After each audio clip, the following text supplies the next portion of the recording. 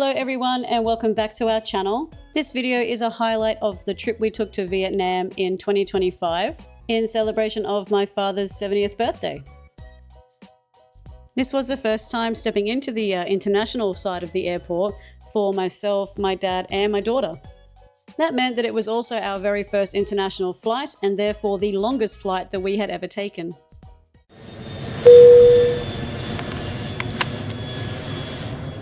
Eight hours later.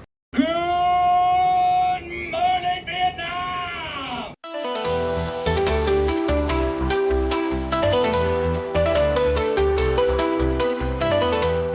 Our plane landed at roughly 5 o'clock in the morning in Vietnam. Obviously it was an overnight flight, so we were all pretty tired by the time we landed. And then we waited for what felt like an eternity for our bags to come around the carousel.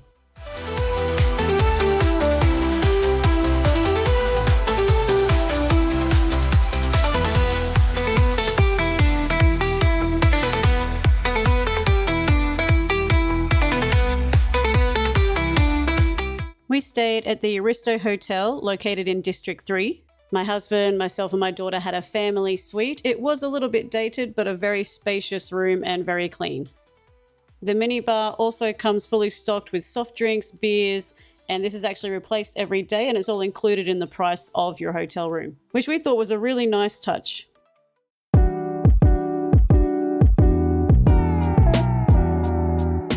The food culture in Vietnam is incredible and there certainly is no shortage of food in Ho Chi Minh City. We came to this popular market several times throughout our stay as all of the food there was just incredible and everything was super delicious.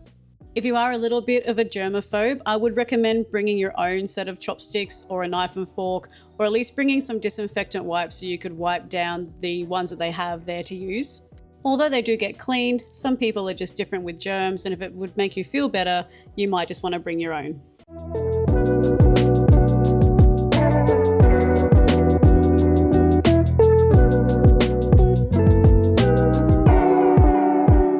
Jollibee's fried chicken is awesome, and I just love how they put rice with everything here.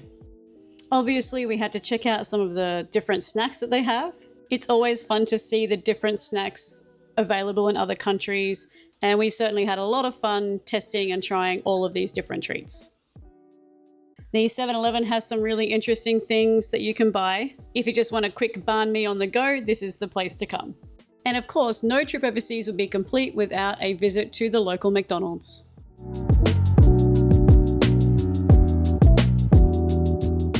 Mang Moi is a beautiful restaurant located in District 2. We came here on the second night of our stay in Ho Chi Minh City to celebrate my dad's 70th birthday.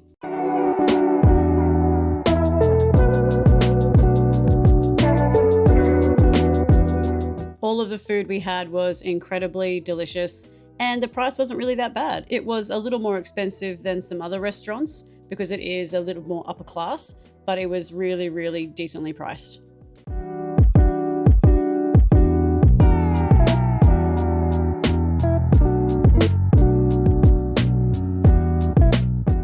Coco's Dining and Whiskey Bar is located in District 3. It was only like a short 5-minute walk from our hotel. I came across this place when I was doing a search online to find restaurants in our local area. And as I love a whiskey and it was only a short stroll from my hotel room, I thought it'd be great to come and check it out. And I was right. The food was delicious. All of the drinks we had were also super delicious. And even the entertainment for the night was playing all of my favorite songs. It was also a nice restaurant for my in-laws to celebrate their 45th anniversary. Happy anniversary, you two!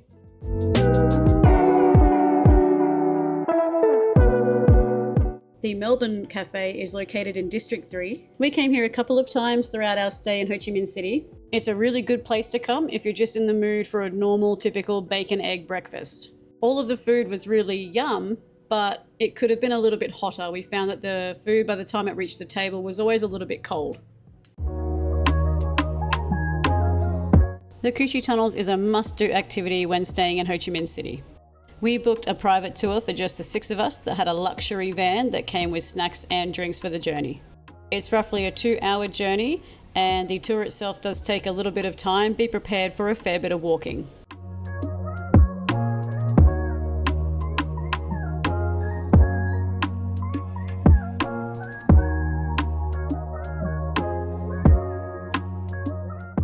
trap we see here. Name of the trap: tiger trap, bear trap, body trap, bamboo trap. Yeah. Normally they set it up. Yeah. They put lots of the leaves here, grass here. Make sure no one can see the door. If another side swing up, and you fall down to the spine. You know what are the spine made from? Bamboo. Bamboo and the snake poison, scorpion poison. If they don't have the poison, they use anything they have, even the shit or urine, to make sure. If you're lucky, this bite cannot kill you. You die later because you get infection and you're breathing too much. But you just stop the front because you're standing. How about the bottom is still moving because it's separate. So it's on the way down, you stop the front and the bottom swing up. And strap your bottom. It's not that deep. Put your body inside. You will be fine. Keep going. Yes. Now you hold it. Hold the handle here. Yes. Arms up, arms up. Now knees down, knees down. Lower, lower, lower. And close the door. Okay. 1, 2, 3. Arms up. Yay! Wow, well done. You can be a good gorilla.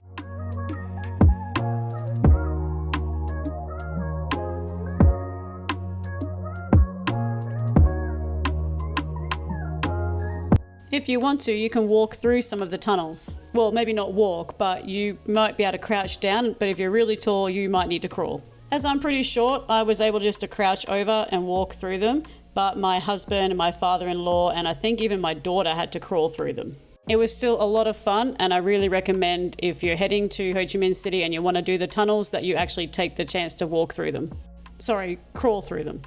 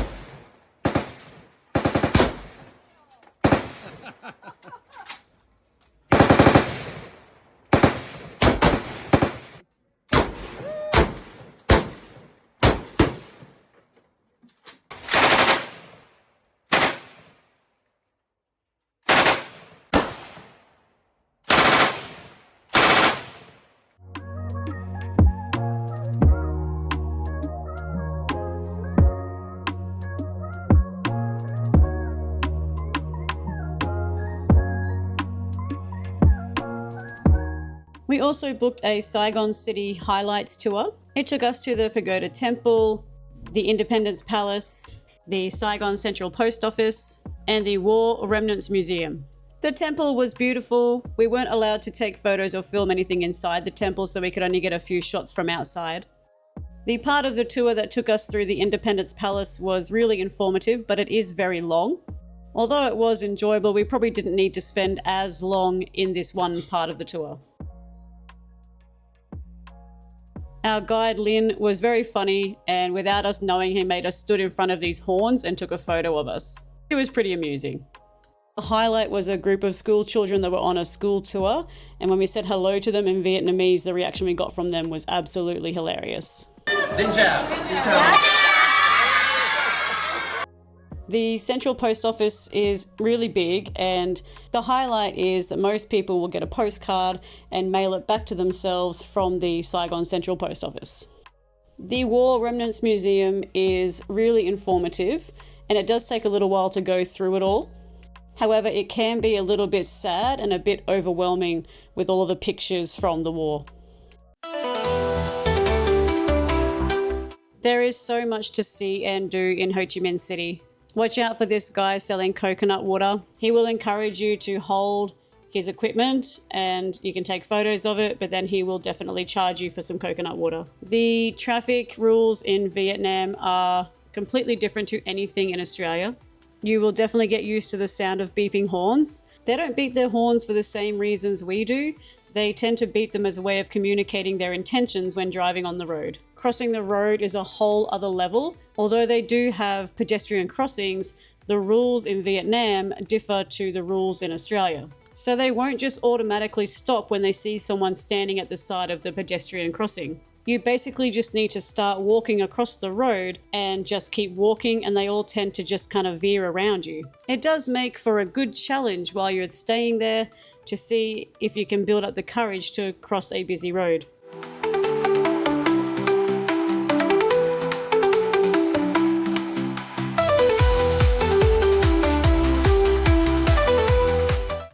Of course, there are many places to shop in Ho Chi Minh City. Although a lot of the big shopping malls are more for high-end designer items and not just your everyday shopping. They're still pretty cool to go and check out though, especially if you want to get some cheaper designer items than what you would pay in Australia. We just had to get a photo of this as my dad's name is Wayne. And this was also pretty funny because my mother-in-law's name is Kim. We definitely did a lot of walking around town as most things are quite easily accessible within walking distance. It only took about 15 minutes to walk from District 3 to the main centre part of District 1. This is where a lot of the higher end hotels are, the statue of Ho Chi Minh, and there's a good city central street where a lot of events happen during the day and night. Also in District 1 you will find the Saigon Skydeck. This is an observation deck where for a small fee you can go up and look out over the entire city.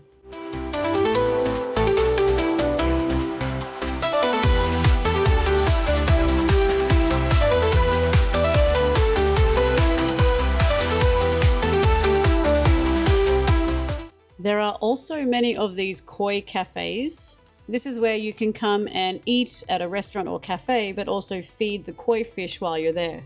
Quite a unique experience as we don't have anything like this in Australia, so it was a bit of fun. Of course, you do pay a little bit extra for the fish food, but it is definitely worth giving it a go.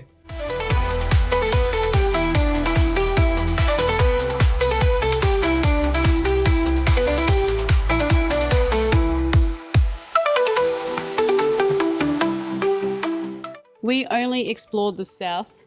This is definitely a great place to visit if you're looking for a good, cheap holiday. We booked our trip through Expedia, so for the hotel and flights, it was just over $3,000 for the three of us. And that was just for a 4-star hotel in District 3 and just standard economy flights direct from Brisbane to Ho Chi Minh City. Unfortunately, a big cyclone was about to hit our hometown in Queensland, and we had to cut our visit short by a couple of days to make sure we got home in time to buckle down for the cyclone. We got to the airport extremely early, so early that the check-in for our flight wasn't even open yet. Eventually, we were on our plane on our way home and did make it home in time before the cyclone hit.